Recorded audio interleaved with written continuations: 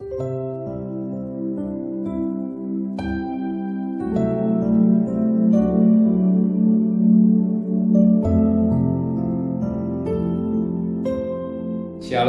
pagi bersama tundukkan kepala, pejamkan mata sejenak.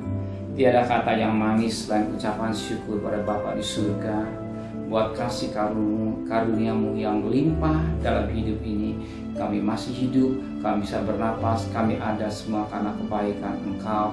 Maka sebelum kami mengadakan akses lain, kami adakan mesbah keluarga, kami boleh naikkan pujian penyembahan, dan kami juga boleh naikkan doa pribadi, dan kami juga rindu untuk dengarkan renungan firman-Mu. Roh Kudus mengurapi hamba-Mu, mengurapi kami yang mendengarkannya, sehingga butir firman-Mu menjadi berkat buat kami, mengingatkan, mencelikan, membimbing kami, sekalipun singkat tapi menjadi berkat lebih pada kami juga boleh naikkan doa syafaat kepada Tuhan.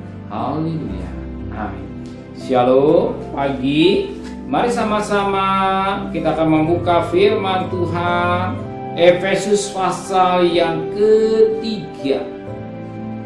Efesus pasal yang 3 ayat pertama sampai ayat 13. Efesus pasal 3 ayat pertama sampai ayat 13.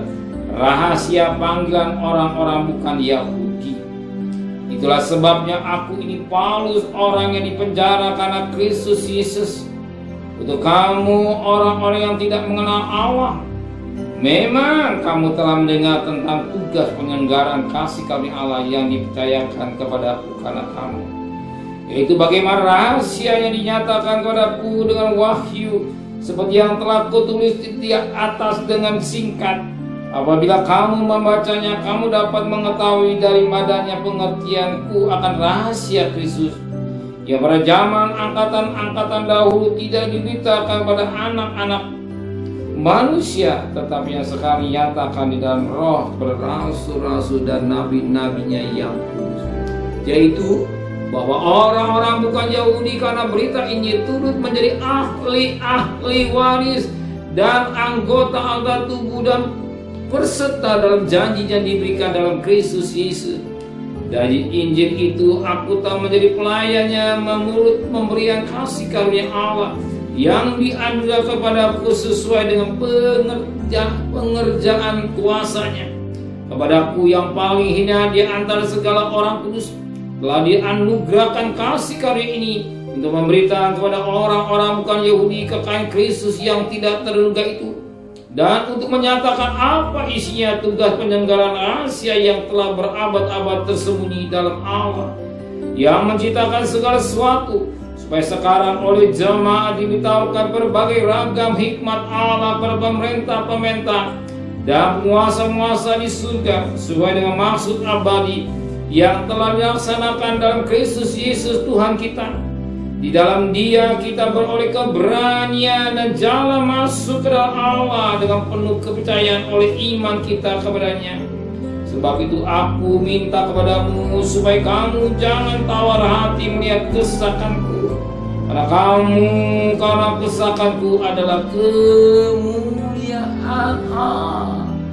Puji Tuhan, firman Tuhan mengingatkan kita ini rahasia sesuatu yang belum terbuka. Di dalam perjanjian lama rahasia-rahasia yang belum jelas. Kita rahasia yang terjadi dikatakan dalam Yesaya pasal 53 yang berkata demikian. Yesaya pasal 53 dan pasal 52. Pasal 53, pasal 52 ayat yang ke-14.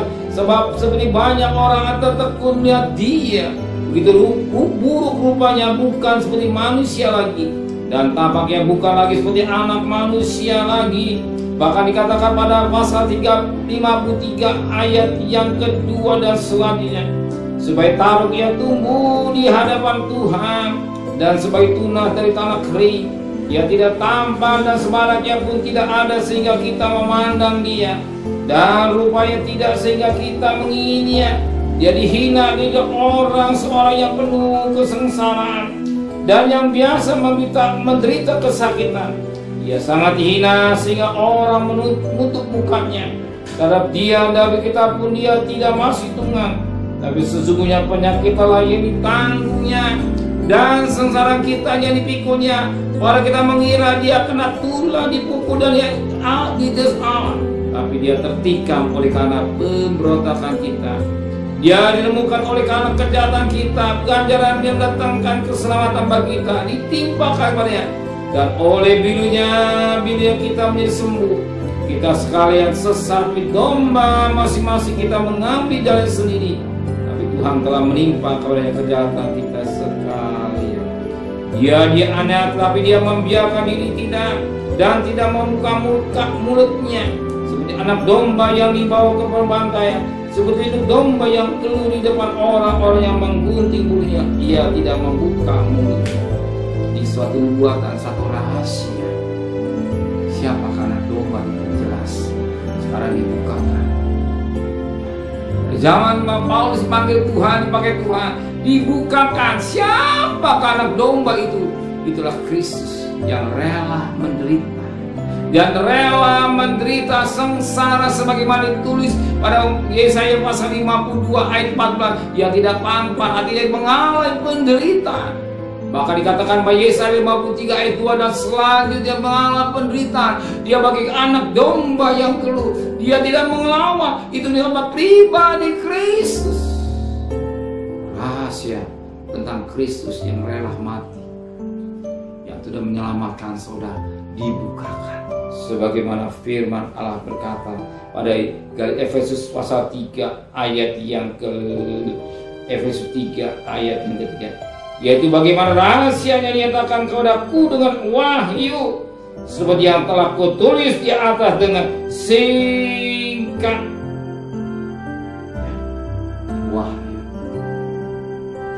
Paulus mengerti siapakah anak domba itu. Siapakah anak domba? Itulah menggambar Kristus. Bahkan dikatakan pada ayat 4, apabila kamu membacanya, kamu dapat mengetahui daripadanya pengertianku akan rahasia Kristus. Bahkan dikatakan pada ayat yang ke-9, dan untuk menyatakan apa isinya tugas penyelenggaraan rahasia yang telah berabad-abad tersembunyi dalam Allah yang telah segala sesuatu. Rahasia tentang Yesus anak domba. Dulu orang tidak mengerti siapakah anak domba itu yang telah berkorban. Dia pikir anak domba level, tapi anak domba yang jelas. Yohanes 1 ayat 9. Lihatlah anak domba. Lihatlah anak domba yang mengaku dosa manusia. Lihatlah Yesus yang kita jauh kali mendekat karena dia. Hargai Yesus. Dan menjunjung tinggi, menghormati Yesus. Kita boleh mengenal juru selamat hanya di dalam Yesus, dan keselamatan dalam dia selain di dalam Yesus. Tidak ada nama yang lain yang kita boleh selamatkan selain Yesus. Dan mengerti keselamatan itu penting, sangat penting dan luar biasa. Untuk materi, banyak kali orang hanya pikir materi. Berapa materi sebentar ini akan dia, kalau dia pulang, dia meninggalkan dunia fana, semuanya ada ditinggalkan. Kita bersyukur kalau kita boleh mengenal juru selamat kita, telah korban mati buat kita. Amin. Terima kasih Bapa di surga. Engkau baik dan terlalu baik dan sangat baik. Kami boleh mengerti bahwa pribadi yang penuh kasih, yang penuh cinta.